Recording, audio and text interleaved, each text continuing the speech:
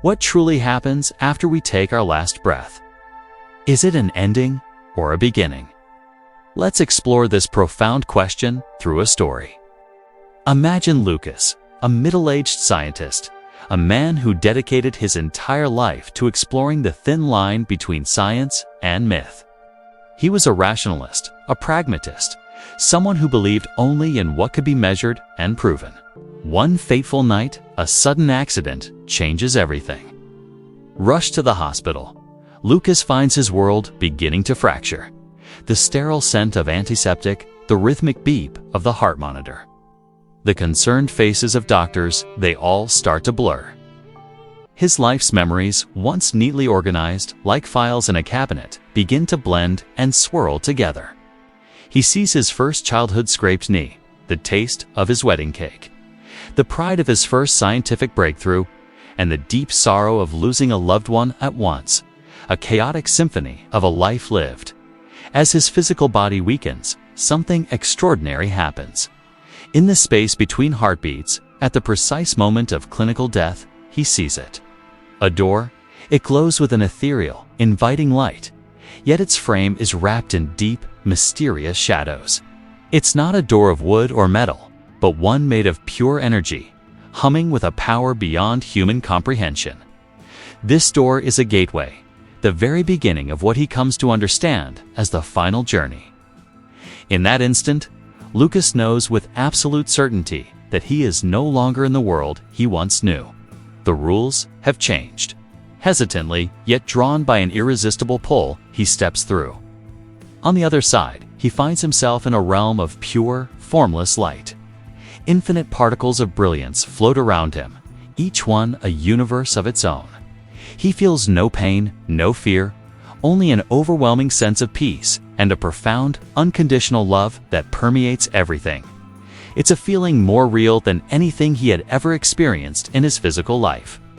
Here, he is enveloped by a deep, silent knowledge of the unknown, an understanding that transcends words and logic.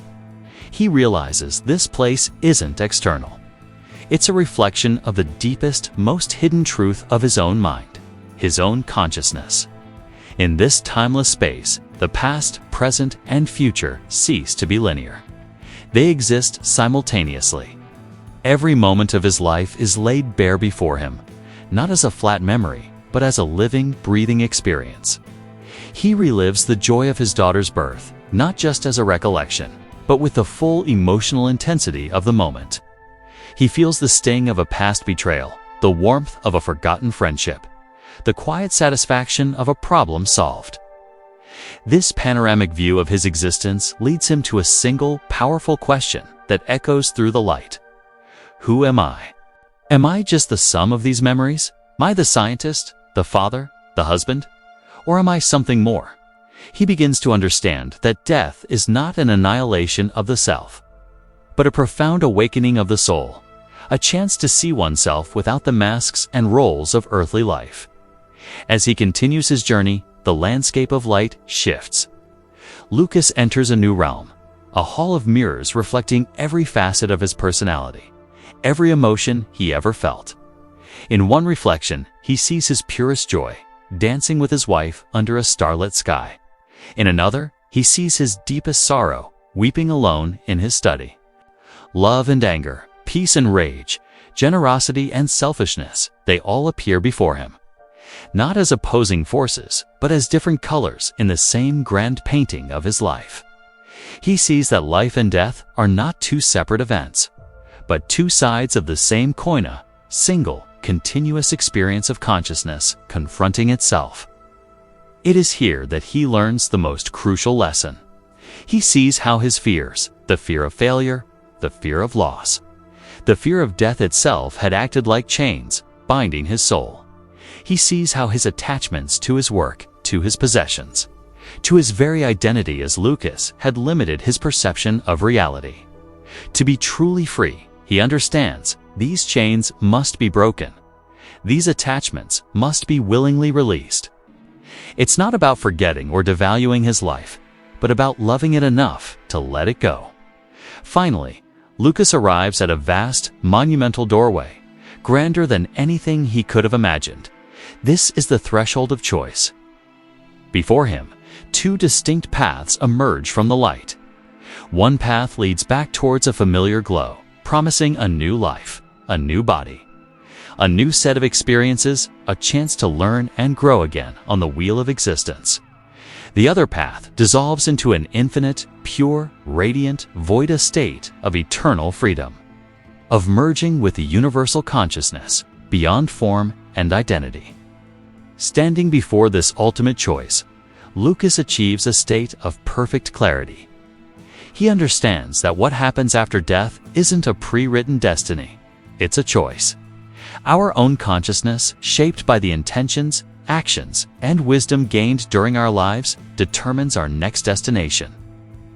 Every life, every experience, is a creation of consciousness itself. With a heart full of gratitude for the life he lived, Lucas makes his choice. He releases his fears, his desires, his very name. He chooses the path of liberation. As he steps forward, his story leaves us with a profound message. Life is not just the journey we live, but the choice we make beyond the last door. Lucas's journey teaches us that death isn't an end to be feared, but a new chapter, a transition, and the preparation for that journey. The cultivation of awareness and the letting go of fear begins right here, right now, in this life. So, I ask you, are you ready to face your own last door? Because to truly live, we must first understand that life and death are intertwined, and the key to both is learning to let go of what holds us back. Thank you so much for joining me on this exploration. If this story resonated with you, please give this video a thumbs up and consider subscribing for more journeys into the profound questions of our existence. I'd love to hear your thoughts in the comments below. Until next time, be well and live fully.